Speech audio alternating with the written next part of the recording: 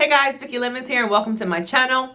If you are new, welcome, and if you are returning, welcome back. I am so glad to have you here.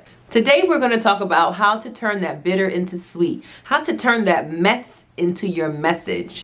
I believe God chooses people who struggle to be in the same ministry that tried to take them out.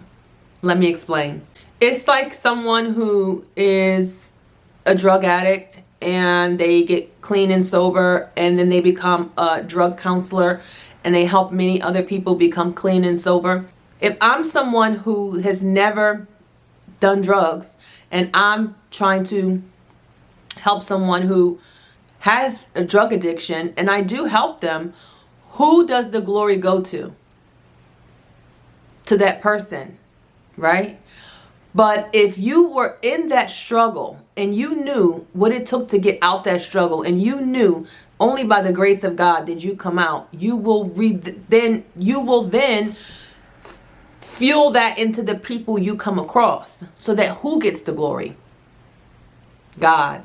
And that's why I believe God puts those who has struggled in certain things into positions where they can be of service. They turn that mess into their ministry. They use that bitter and turn it into sweet. And you know, you may feel as though you're truly broken. Nothing about you is retrievable. God still can use your service. You are never, as long as you have breath in your lungs, there is still something that you are on this earth to do. And there is still good that you can do on this earth. So I'm going to give you 5 tips on how to turn your mess into your ministry, how to turn your bitter into sweet. Number 1, share your story. My page is full of things that I've been through in my life. I believe in sharing my stories. I believe in sharing my feelings. And I believe truly that my story, my bitter, we turn it into sweet. And as we're turning it into sweet, we help other people come along that are coming along experiencing the same things, or you see the signs and you're like, I know what that looks like. I know how that feels. I can be now empathetic, right? So share your story and you'll be surprised how many people that you will end up helping. Number 2, turn your struggles into art. Get creative. The trauma you've experienced in your life doesn't have to weigh you down every day. Maybe you are who you are because of that, but it doesn't have to weigh you down. There's different ways that you can express and let out what's inside without it having to be vocally. Maybe you're an artist. Maybe you share through painting. Maybe you share through building. Whatever it is, use your creativity to turn your bitter into sweet. Number 3, volunteer. Volunteer in a way that makes you feel as though you're giving back. You're doing something positive with yourself. In a way that maybe you can help someone else that has already been in the situation that you've been in. A mentor, a Boys and Girls Club. You know, there's tons of young youth that need guidance. And what better way than someone who has not only been through what they've been through, but have overcome it. The most powerful thing you would be able to give them is empathy. And sometimes that's all people really need. Just someone who knows what it feels like to be in that experience and that understands. Number 4, turn your struggles into your passion. For instance, someone who, you know, is maybe overweight, they lose weight, and then they become a fitness instructor, like I did many years ago.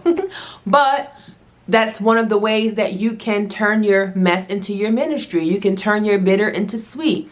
Maybe you struggled with eating disorders all your life. And maybe now you're in a place where you can not only see the signs, but you can be of service. You can help other people be better and do better because you know what it feels like. You get it. You understand. So turn your struggles into your passion. And number 5 is a big one.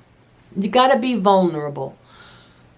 We all share at different paces. We all share different things, what we feel most comfortable, you know, with, or we hold back what we don't feel comfortable with.